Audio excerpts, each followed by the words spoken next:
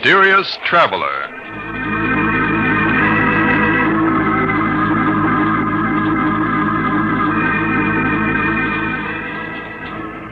This is the Mysterious Traveler, inviting you to join me on another journey into the realm of the strange and the terrifying. I hope you will enjoy the trip, that it will thrill you a little and chill you a little. So settle back and get a good grip on your nerves, if you can.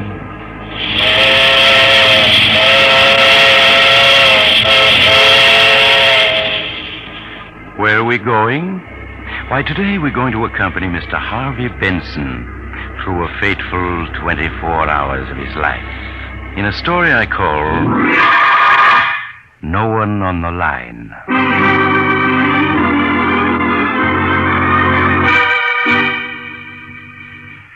Our visit with Harvey Benson begins on a Wednesday evening in summer. Harvey, a self-made businessman, is smoking a cigar and reading the paper, while his wife, Linda, reads a book. It's really quite a picture of peaceful domesticity. Well, that's that. Nothing much in the paper tonight, dear. It's too bad your poker game tonight fell through, darling. I know how you look forward to Wednesday evening. Oh, well, it doesn't matter. Good book you're reading? Oh, yes. Yes, it's very exciting. It's a new murder mystery everybody's talking about. I would have guessed it was rather dull from the way you've been looking at the same page for 10 minutes now. Oh, was I? I must have been wool gathering. Well, I guess I'll go... Oh, the phone. I'll get it, Linda. No, sit still, Harvey. You're tired. I'll answer. No, I insist, my dear. Hello. Hello. Hello. That's funny. No one on the line. Well, how strange.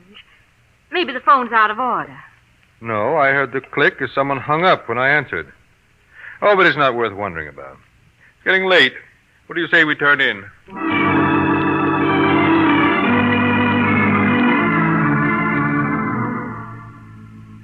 And now we join Harvey again at breakfast the following morning. It's getting late, but Harvey lingers over his coffee as if he had the whole day ahead of him. Good coffee, this. Pour me some more, will you, darling? Of course, Harvey. But, shouldn't you be leaving for your office, dear? Oh, there's plenty of time. But it's almost 9:30.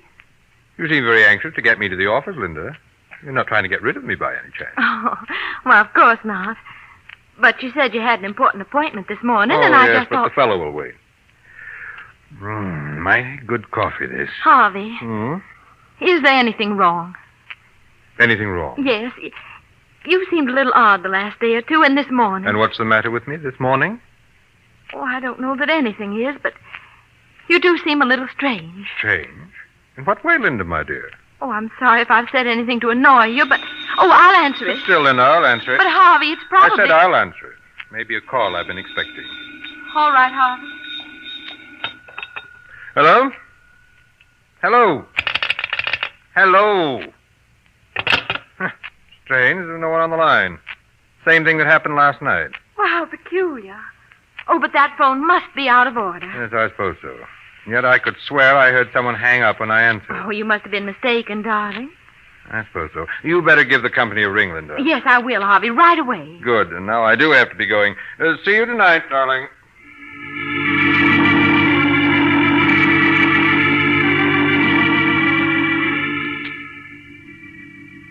So now we accompany Harvey Benson to his office. Because we're spending one complete day with him, remember? His office is large and luxurious, reflecting the success Harvey Benson has achieved in the world by hard work and constant vigilance. Once arrived there, Harvey plunges into his work, until shortly before noon, the sound of the inter-office phone arouses him. Excuse me, Mr. Benson. Oh, here's Miss Johnson. Mr. Mungo is here to see you. Shall I send him in? No, ask him to wait. I'd like to see you for a moment first, Miss Johnson. Certainly, Mr. Benson. I'll be right in. Yes, Mr. Benson? Sit down, please, Miss Johnson. Yes, sir. I brought my book. You won't need it. I just want to chat with you for a moment. I don't understand, Mr. Benson. I just want to talk to you, that's all. I don't believe you and I have ever talked before as person to person, have we? No, sir, we haven't. And you've been with me 7 years, isn't it? 7 years next month. 7 years, and we've never talked as equals. But then, I've never needed advice before. You've noticed that I never ask advice, I suppose. Well, yes, I have, Mr. Benson. Make your own decision and act upon it, is my motto. And yet, now I'm going to ask your advice as a woman, not as a secretary. Well, I'll try to be helpful if I can. Good. Now then, picture for yourself a woman who has always been very practical and, well, let's say rather cold. Suddenly this woman becomes dreamy and absent-minded. She stands for minutes at the window, looking at nothing. You speak to her. She doesn't hear you. What would you deduce from that? Why, I'd say she was in love. Excellent. Now, suppose this woman is married. Suppose on several occasions when her husband is in the room... You're following me, aren't you? Oh, yes, sir. Suppose on these occasions the phone rings and this married woman answers. And each time she tells the party calling he has a wrong number. What then? Why, I suppose that could happen. But now, Miss Johnson, suppose on several occasions the husband answers and the party at the other end hangs up without speaking. Why, it sounds like someone trying to call the wife without her husband knowing about it. Exactly. I felt sure I couldn't be wrong. But it's helpful to have your opinion and back me up. Thank you very much, Miss Johnson. Why not at all, Mr. Benson. And now, please send in Mr. Mungo. Yes, sir, right away. Mr. Benson will see you now. Okay, sister. Good morning, Mr. Benson. Come in, Mungo, and close the door. Sure, Mr. Benson. Sit down. Yeah, sure. You have the information for me? Everything's right here in my report. Good, let's have it. I checked thoroughly on the 4 names you suggested. And which one was she meeting? But I only witnessed one meeting, Mr. Benson. The other time, she gave me the slip. Then you don't know your business. Well, what she did was go to Duke and Baker's department store, take a dress into one of the fitting rooms, and then leave by another door. I couldn't very well follow her there. You should have managed it somehow. Never mind that. What did you learn? I'll give you the general report first before mentioning names. All right, do so, but don't dawdle about it. Yes, Mr. Benson. As you'll see, I've called the 4 individuals you suggested, parties A, B, C, and D. Yes. Now, party B, Mrs. Benson knew before her marriage, but I found no evidence they have ever communicated since. Yes, go on. Parties C and D she also knew before she became Mrs. Benson, and from time to time she's seen both of them since. But those meetings appear to have been accidental. Maybe so. Get on with it. But party A, the architect one, I traced him back to Atlanta. That's his hometown. Yeah? She comes from Atlanta, too. Yes, they went to high school together, were sweet on each other for a year or two. He used to keep her picture in his room. Oh, he did he? Yeah. And since he reached New York 3 months ago, he's phoned her 4 or 5 times, according to the switchboard operator at his apartment house. Yes, of course. I remember how excited she was when they met at the Jennings dance 2 months ago. And 3 days ago, get this, when Mrs. Benson was downtown shopping, she dropped into Rass for lunch, and she ran into him there. No doubt it was a planned meeting. It was very cleverly done. Then they sat for 2 hours talking, and, well, that meeting was no accident. No, of course it wasn't. Donald Arkwright. Yes, I was sure of it. Yes, sir. But if you want me to keep on following No. It's time for more decisive steps. I don't understand. You're not supposed to. But if you knew me better, you'd know that the moment my mind is made up, I act. I see, Mr. Benson. And I propose to act now. So send me your bill and forget the whole affair. Very good, Mr. Benson. I'll forget the whole affair. I'm very good at that. Good day, Mr. Benson. Goodbye.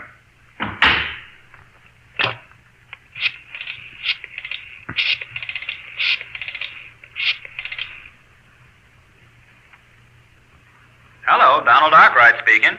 Oh, hello, Arkwright. This is Harvey Benson. You remember me, Linda's husband? Oh, yes, of course, Mr. Benson. How are you? Fine, thanks. I'm calling because I need an architect. Oh, and you wanted me Yes, to... I'm going to put up a summer place out on Long Island, and I wanted you to draw the plans. Well, that's great, Mr. Benson. Now, what kind of sight have you? I'll do better than tell you. I'll show it to you. That is, if you're free to drive out with me this morning. Well, I do have an appointment. Cancel it. This will be well worth your while, I assure you. Well, all right, I will, Mr. Benson. Good. Then I'll pick you up in my car. Say about 45 minutes. All right, that'll be fine. I'll be looking for you. Good. I'll see you shortly then. We'll have lunch on the way. Miss Johnson, Yes, Mr. Benson? I'm leaving for the day. Cancel any appointments I may have.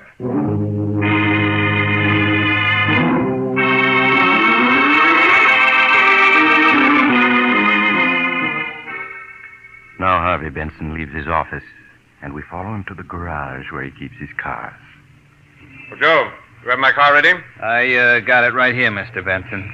But look, don't you want to take the new coupe? No, I said I wanted the sedan. Yeah, sure, but since that little accident Mrs. Benson had, the sedan ain't in too good a shape. It'll do for today. Yeah, but what I'm getting at is it ain't safe. I'm not worried. You put in plenty of gas? Yep. 5 gallons, Mr. Benson. Well, look now, don't take no chances with them brakes. They don't hold worth a cent. I'm aware of that. And that right-hand door, it sticks something terrible. What of it? What do you care? Oh, I just thought Well, I'd tell don't. you.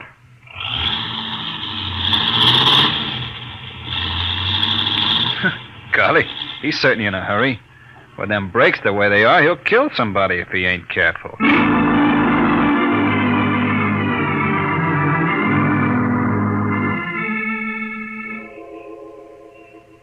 At 87th Street, Harvey Benson picks up his passenger, Donald Arkwright. And several hours later, they are far out in a lonely section of Long Island. Just a quarter of a mile more, Arkwright. Up ahead on top of those cliffs. That's where my lots are. I surely appreciate your asking me to prepare the plans, Mr. Benson. Linda suggested you for the job. Said you were a first-rate architect. Well, that's swell of her. I wasn't even sure she'd remember me. Oh, she remembers you very well. I could see how happy she was to meet you at the Jennings party. Yeah, I was tickled that she recognized me. After all, it's 6 years since we last met. Well, why shouldn't she recognize you? After all, you were sweethearts, weren't you? Well, I suppose you could have called us that. We did have some good times together. Riding, hiking, and dancing. Well, it's plain she still thinks a lot of you. Now, there's the site. Right up ahead. Oh, yes. Smack on the edge of the cliff, huh? Well, you'll have a nice view all the way across the sound. 80 feet sheer to the water. Not another house in miles. Look, you can see all the way down to the rocks from the bend in the road here. Well, those waves sure are kicking up a fuss. A man wouldn't last long down there. No? No, not long. But you don't have to worry. I'll build you a house that'll never slide over the edge. I'm sure you'll never give me any cause to worry. Well, here we are. Have to pull the car a bit off the road, though, to park. Oh, pretty steep here. Yes. I'll have to put in a retaining wall. Terrace the ground, I guess. There. I got her off the road. We'll leave her here, where we'll have room to turn around when we're ready to start back. Sure hope you have good brakes. I'd hate to slide over onto those rocks down there. I'd hate to myself. Oh, want to get out and block the wheels for me? Oh, yes, of course. Yeah, door won't open. Seems to be stuck. That's right. That door does open hard. Never mind. I'll get out on this side and block them. Well, say, aren't you forgetting to set the brakes? Not necessary. But this slope is steep here. I know what I'm doing. But look, the car's moving already. It's starting to roll forward. Yes, it is, isn't it? And it'll keep on rolling. Mr. Benson? I can't stop your car. The brakes won't hold. Mr. Benson, it's gone over the cliff. It's gone over the cliff! Harvey stands there, watching the car roll toward the edge, while his passenger struggles frantically to get out. It only has 10 feet to go, 5 feet, and then on the very edge, the wheels twist against a rock, and the car stops. Harvey runs down the slope and reaches the spot just as Donald Arkwright manages at last to scramble out. Mr. Benson, you did that on purpose. Yes, Arkwright, I did. You tried to kill me. Exactly, I tried to kill you. But why? You must be crazy. No, Arkwright, only myself. If you knew me better, you'd know that no one tries to take anything away from me without suffering for it. What are you talking about? You know what I'm talking about. What's mine is mine. And everything that's mine, I keep. You are crazy. I can see it. Get away from me. Take your hands off of me. No, get right. You haven't a chance. Let me go, I say. You'll do nothing. In this world, a man has to be strong and ruthless to stay on top. And I'm both. No, you're pushing me toward the edge. Let me go. You're going over, do you hear? You're going over. No!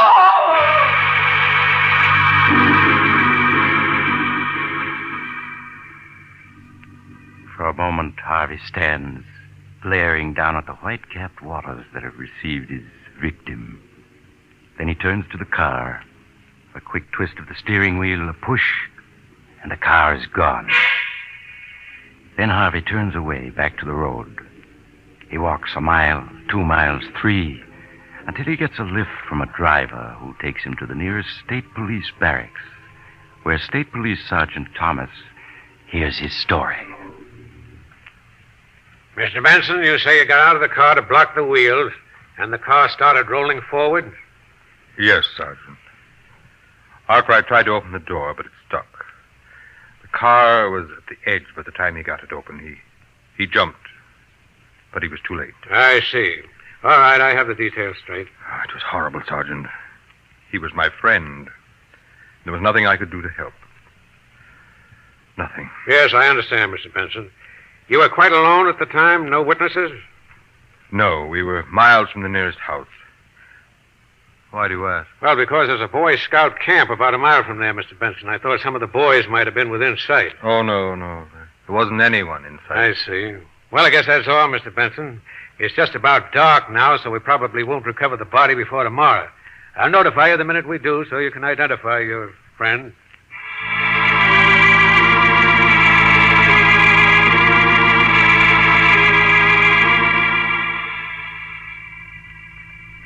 And so, late in the evening, Harvey returns home to find Linda waiting for him anxiously. Is that you, Harvey? Yes, my dear, it is. Well, I waited in as long as I could, and then I went ahead and ate. Shall I fix you something now? No, thank you. I've eaten. Let's sit down, Linda. I'd like to talk to you. Why, of course, Harvey. Do you have the phone fixed? The phone? Oh, no, I called the company, but they said there was nothing wrong with it. I see. Well, they were quite right. I discovered that the trouble was from another source. I don't think I understand you, Harvey. Linda, my dear, do you consider me a fool? Well, of course not. Don't you suppose that I've known what was going on for some days now? Just what do you mean, Harvey? When a woman suddenly takes to mooning around the house, staring out the window, not answering when she's spoken to, the signs are unmistakable. Are you speaking about me, Harvey? And when that same woman gets several phone calls while her husband is in the room and each time tells the caller, "I'm afraid you have the wrong number. There's no one here by that name," it would be a very stupid husband indeed who failed to notice. Yes, I suppose it But would. the crowning touch was those calls when there was no one on the line. One several days ago, one last night, and now one this morning. But, Harvey, I answer and there's no one on the line. But who's there when you answer? That's what I want to know, Linda. Well, what have you to say? There isn't much I can say, Harvey. Oh, then you admit it. Those calls were from someone I wasn't supposed to know about. Someone you're in love with. Yes. Someone I'm in love with. Someone I've been trying to bring myself to tell you about. Someone you've been meeting at Tawdry Rendezvous. Nothing of the kind. We've met, yes. But they've been perfectly innocent meetings, lunch, and a walk in the park. Nothing worse than that. You're a fool to expect me to believe that. Yes, I suppose I am. And yet it's the truth. Well, it doesn't matter. But may I inquire what your plans are? I want a divorce, Harvey. So that you can marry this unknown who telephones you and then hangs up when I answer. Yes. And I'm sorry that ever happened. It was my fault. I suggested it. You see, I was afraid of you, Harvey. Afraid? Of me? Of your loving husband? I was. But I'm not anymore. I only want to be free of you. Free to marry the man I really love. Very interesting, my dear, but slightly impractical. Do you really think I'd let anyone take you away from me? I'm afraid you have no choice. Well, you're wrong. It's you who have no choice.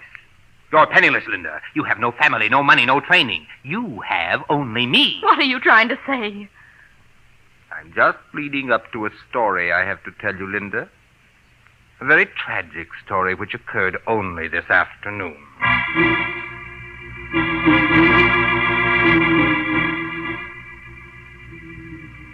And so Harvey tells Linda the story of the afternoon's events. Well, not the true story, of course, but she guesses the truth as he speaks and recoils in horror when he is finished. Oh, you've killed him. You deliberately murdered him. Nonsense. It was a tragic accident. The police have already exonerated You me. killed him? Oh, no. No, I don't believe you. You're just trying to torture me. You know me better than that. You know that What I have, I keep at any cost. Then you did kill him. You're a murderer. Don't be hysterical, my dear. I shall be forced to discipline you. I'm going to the police. I'm going to tell them the truth. Linda, come back here. No, you can't stop Linda, me. come back. Come back, I say!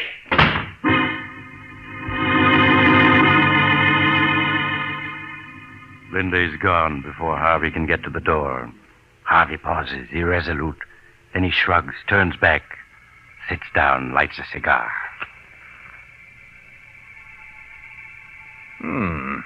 Good cigar. I must remember to order another box. And so, Linda, you've rushed off to the police. In your heart of hearts, you hope that I'm lying. Your first move will be to rush to a telephone. You put a nickel and dial with trembling fingers. You'll hear the phone at the other end ring. And with beating heart, you'll wait, hoping against hope that Donald Arkwright will answer. But he won't. And then you'll know I've told the truth. Then, will you come back first, or will you go on to the police? I rather think you'll go to the police, for you are excited just now. And you'll return with a detective or two. I shall have to explain to them, tell them of your hysterical spells. Then you and I will be left alone. And in a day or two, I think we'll leave on a little trip. Yes, up to my hunting lodge, where we can be alone there. And we'll get to know each other well again. Very well. And in the future... the bell. So you're back already, Linda. I guessed wrong. Just a moment, my dear. I'm coming. Harvey crosses to the door, opens it, and recoils in surprise. Good evening, Mr. Benson. Well, if it isn't Sergeant Thomas. And I see my wife is with you. Yes, we met in the lobby. She came back up with me. I'd like to come in. Why, of course. After you, Mrs. Benson. These other men will wait out here. Thank you, Sergeant. And now do sit down, Linda. And you too, Sergeant. Oh, cigar. No, thanks. We might as well waste no time, Mr. Benson. We've recovered your friend's body. Already? But surely you didn't come here to tell me that. They know you killed him, Harvey. They know. Please, Linda. You must forgive my wife, Sergeant. She's overwrought. I suppose she's been babbling some nonsense or other to you? She told me a story. I don't think it's nonsense. Of course it is. She's hysterical. But there were witnesses, Harvey. There were witnesses. What? That's absurd. There was no one within miles. Except a camp of Boy Scouts. 4 of them with a scoutmaster were lying in the grass half a mile away when you drove up. They were watching for birds with field glasses. You're lying. And with natural curiosity, they turned their glasses on you. They saw your struggle on the cliff. No, you're lying. They went to another police barracks to report, or I'd have been here sooner. Here are copies of the affidavits they signed. Affidavits? Yeah. Look 'em over. Affidavits. 5 of them. Yes, they seem to be in order. So there were witnesses. I dare say their evidence is unshakable. You haven't a chance, Benson. Well, those men outside are city detectives. Are you going to come quietly? Yes. Why not? What else is there to do? You're caught, Harvey, and I'm glad. Yes, I'm caught. But precious little good that'll do you, Linda, Because he's dead, do you hear? Donald Arkwright is dead. Donald Arkwright? Yes. You wonder how I knew it was he, don't you? Well, I hired a private detective. Oh. And he discovered that Arkwright had been phoning you, that you'd been slipping away to meet him. He managed to follow you to one of those innocent luncheons. That luncheon. But that meeting was an accident. A very clever accident, but not clever enough to save Arkwright, because he's dead, do you hear? And no matter what happens to me, I've beaten you. You're insane.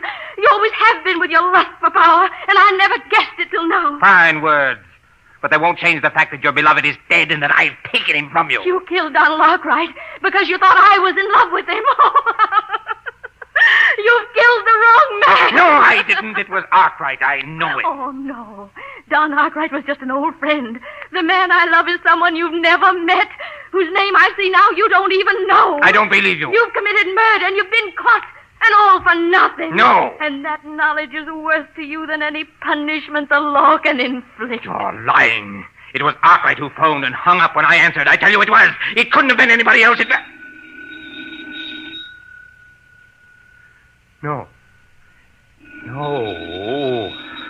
Better answer it, Mrs. Benson. No, I'll answer it.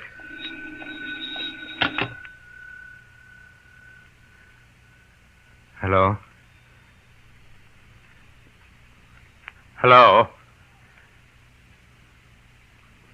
Hello!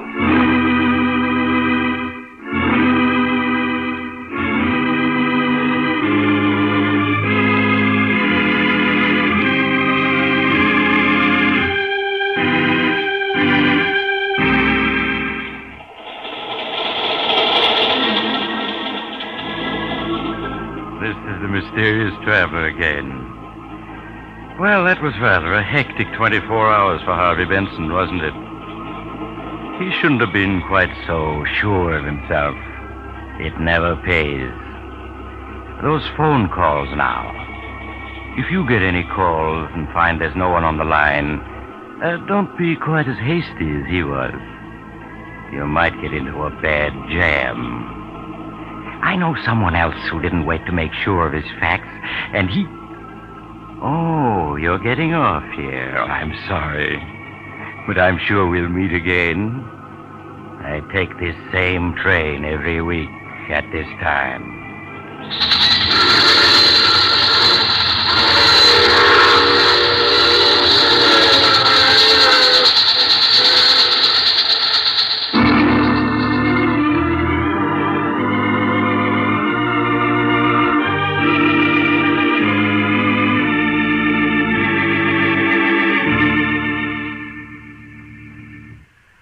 You've just heard The Mysterious Traveler, a series of dramas of the strange and terrifying.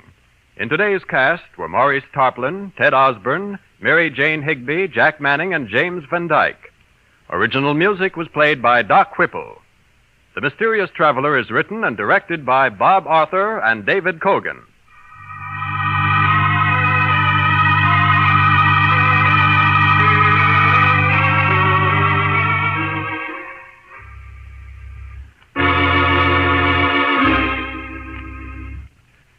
Russ Dunbar speaking.